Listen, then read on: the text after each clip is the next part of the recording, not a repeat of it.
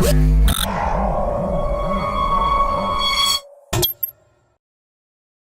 everybody, I'm Christopher Green. You're watching AMTV Alternative Media Television. We are at LPAC 2013, meeting Ben Swann for the very first time. Ben, great to meet you in person. Great to have you here. Likewise. Love the work that you guys are doing, by the way. You guys do outstanding stuff. We were talking about alternative media right now and kind of the explosion of that, and you guys are a big part of it. So congratulations on what you guys are doing. Well, thank you very much. We know that you came from Fox. What got you motivated to get involved in the alternative media? You know, I think what I started to see was this whole mainstream model was kind of falling apart in that, you know, the internet, thanks to streaming sites, thanks to social media, there's this explosion now of opportunity to get information to people on different platforms. And a lot of the mainstream media is really behind on that. They're failing to catch up. And so, you know, it was less of an issue. A lot of people have asked me if it was an issue of being pushed out. Not at all. The station I was at really wanted me to stay there, but it was more of an opportunity to say, well, let's step out and see what we can do to really talk about things people are interested in, not just the car crashes and house fires that dominate, you know, local TV, but to really talk about some of these big, very important issues. So that was what kind of inspired it. That's what got us into it. Very good. Now, I was watching the clip with President Obama when you asked him about the National Defense Authorization Act. Right. What was that experience like? Well, it's kind of interesting because you get 5 minutes in those situations to interview the president. They don't really tell you what to say or not to say, but what you do run the risk of is what they call filibustering, right? So you'll ask a question to a candidate, and then the candidate takes 4.5 minutes to give you an answer, and so you're lucky if you get in 2. Now, because they assumed we were going to talk about Ohio issues, we were in Ohio, you know, the auto industry and jobs and the economy, they really weren't prepared for the questions that we were going to ask about indefinite detention, about the kill list, about Al-Qaeda in Syria, which no one was talking about at the time.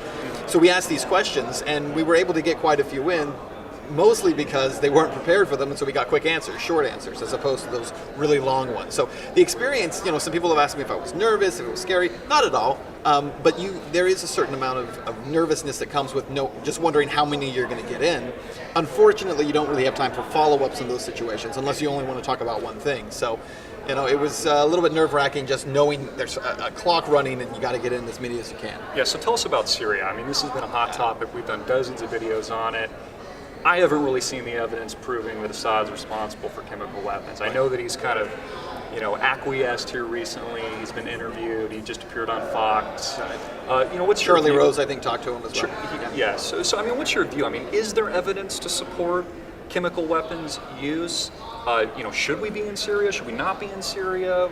Well, there's a couple questions built into that, into that one right there. The first one is, you know, have I seen evidence? No, but the general public hasn't seen any evidence of this. Now, Senator Paul was talking a minute ago and says that he was shown evidence that looks like it probably was Assad. All right, but the public has not been shown that. Now, this is not an American national security issue. So if you're asking the American people to send our sons and daughters, brothers and sisters, fathers and mothers off to war again, if you're asking us to invest this, you know, financial support of this war effort, then show us evidence of it. There's no reason to say, well, this is national security, we can't share this with you. That's ridiculous. But beyond that, you know, even though some people, like the senator said, that he's seen evidence of it, we also know in alternative media and in the general public that, for instance, Al-Qaeda in Syria, which is Al-Nusra Front, has sarin gas. We know that Turkish officials caught them with 2 kilos of sarin gas May 31st of this year. So there is no question they also have that. Do we know for a fact where this is coming from? We don't. And when someone like Secretary of State John Kerry stands up and says that based on YouTube videos that he's seen, he knows it's Assad, that's not going to convince the public. Isn't that strange? They discredit YouTube videos now for the major issues here in the States, but when it becomes convenient, right, they're using it and presenting it as evidence to the American people. Right. It seems pretty ridiculous. Second Amendment, this is LPAC, this is, you know, a liberty fest. Most people here are pro-Second Amendment, as we are. We've had all these mass murders, all these killings, Sandy Hook. Now we had a recent killing spree at a high-secure facility 4 blocks from the White House in the Naval Yard. That's right. You know, what's your view? Is there a way we can stop these, you know, senseless violence, the senseless killings? What's your view on gun control? Well, I think the gun control issue is a red herring. First of all, when we talk about the Second Amendment, the U.S. Constitution is really not ambiguous at all. I mean, it's very clear as to what the founders and framers meant and what they wanted, which is that every American has the right to keep and bear arms. It's for the security of a free state. So it's certainly the right of people to have these. Now, some people will say, and we'll talk about this tonight, but some people will say, well, listen, the founders and framers could never have imagined a time when we would have had these kinds of weapons. Therefore, they're not acceptable today. But that argument doesn't work, and we'll talk about that. But more importantly, look, if we talk about Sandy Hook, we talk about the Aurora, Colorado shooting, we talk about this one at the Naval Yard, all these different places where we see these mass shootings also happen to be areas where guns are not allowed. These are gun-free zones where these shootings take place. And they're areas that are designed to say, well, we're going to be safer because no one's allowed to carry a weapon in here. Well, what you end up with is a populace of people who have no weapons, a way to defend themselves when someone does walk in with a weapon. So clearly the thinking there doesn't seem to work at all. If you allow people to all congregate in one place and say no one's allowed to carry a weapon, they're all sitting ducks when someone comes in. And that's not just my opinion, that's fact of all these different mass shootings that we're seeing. Now, you can also say this, there are instances, documented instances, where mass shootings have been prevented because they happen in a location where someone is armed and they're able to put down the shooter. And a good example of that, the Clackamas Mall in Portland, Oregon, where there was a guy who walked into that mall with an AR-15 rifle and opened fire. I think he killed 2 people. But it did not turn into a mass shooting. There was a guy there who had his concealed carry. He had his gun. The shooter saw him with it, saw him take it out, and the shooter shot himself in the head. So there's at least one instance there. There's also an instance in Austin where a guy was angry about his girlfriend. He went into a Mexican restaurant. She was working there. He had a gun. He started shooting people. She ran outside. He went outside after her, and there was an off-duty officer who was carrying and put him down.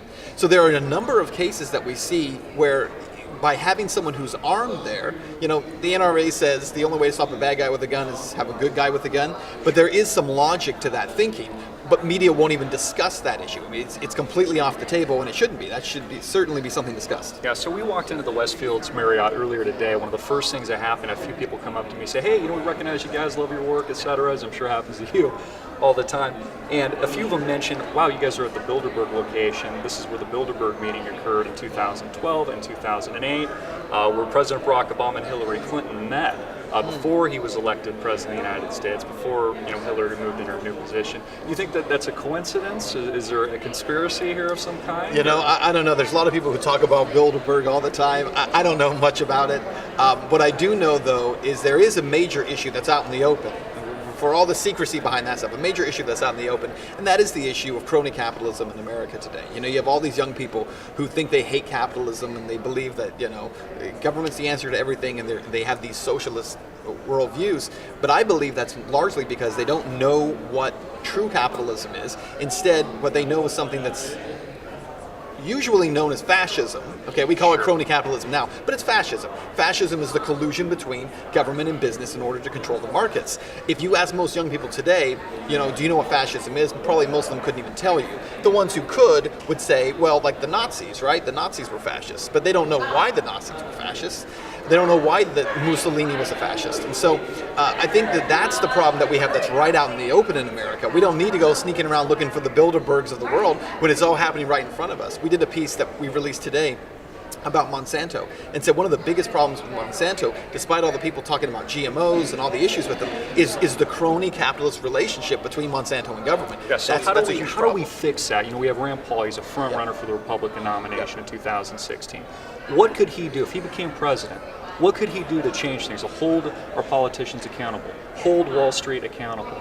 Many Americans view this as an upside-down Ponzi scheme. Right. Ben Bernanke just came out, I believe it was yesterday. Yep. We're still easing. That's right. It's been 5 years. That's not enough. We're hitting all-time highs in the Dow. This is incredible. Yep. So, what should we be doing in Washington to change things? Well, I think before we get to Washington, again, we're going to talk about this tonight, but I think before we get to Washington, because you're raising a great point, if you get a President Paul, if you get the Congress with liberty-minded people filling it up, the halls of the Senate, that's great. The problem is, how much are you really going to change? You're going to change some things, but where we really have to start creating change is on a local level. So let's start with county commissions, and let's start with police departments, and let's start with state legislatures. And if we can start to break the crony system there, and we can break the infringement on individual and constitutional rights there, then we can watch that kind of rise up through the ranks and all the way up into Washington. That's where the change happens. I mean, if you don't change the local level, and by the way, that's where, as a voter,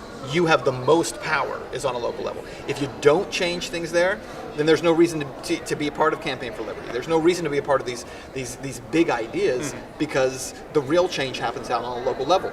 And by the way, progressives know that. That's why we have Common Core working through the school districts. That's why you have Agenda 21 being implemented on a local level, because they know that's where the change happens. So you launched benswann.com. Yes. Tell us what's next.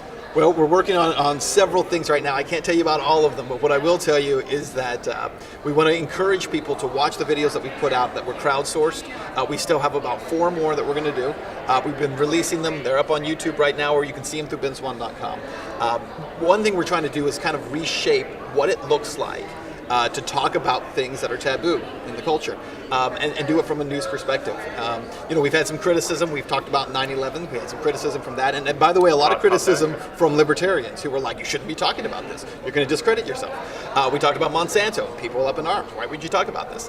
I talked to a family the other day, and we're going to do a piece on vaccines. And I'm sure that's going to send people terrified that, why is it going to talk about this?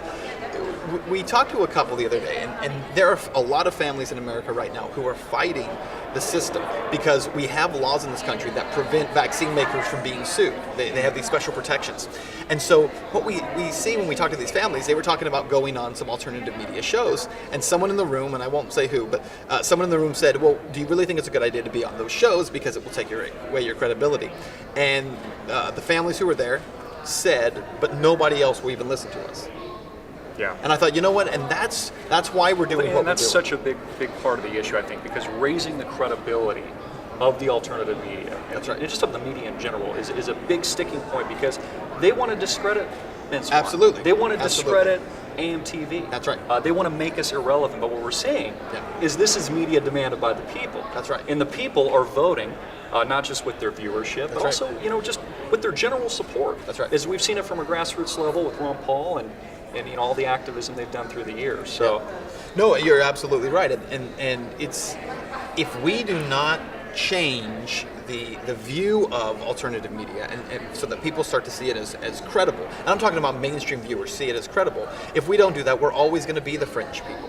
And so, unfortunately, it's painful. It's painful to go through that process. It's painful to be smeared. And we did an event in Minnesota, and there's a group in Minnesota that is immediately trying to smear every single Liberty candidate who was a part of our event, who was there in attendance, saying, well, these people support 9/11 truthers. And so there's like all this smear that's hitting them.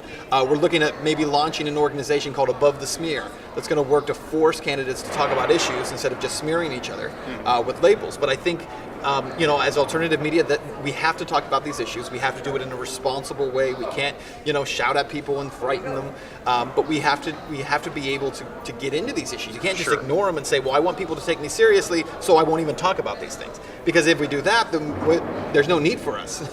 Exactly. So it's really raising the bar of media in general, because the alternative media is merging. That's right. With the mainstream media. Absolutely, absolutely. And what we want to also do is support folks like yourself, folks who are out there doing really good stuff, and then help to, draw that attention. And by the way, one of the things we'll talk about tonight also is about Syria. I think alternative media, social media, we're winning this fight. Yeah, liberty is rising in America. The people they don't support the war. Right. And but that's not because of mainstream media. No, it's not.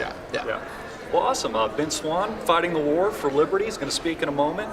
Great to have you here. Great to meet you in person. Likewise. Finally. Yeah. benswann.com, amtvmedia.com.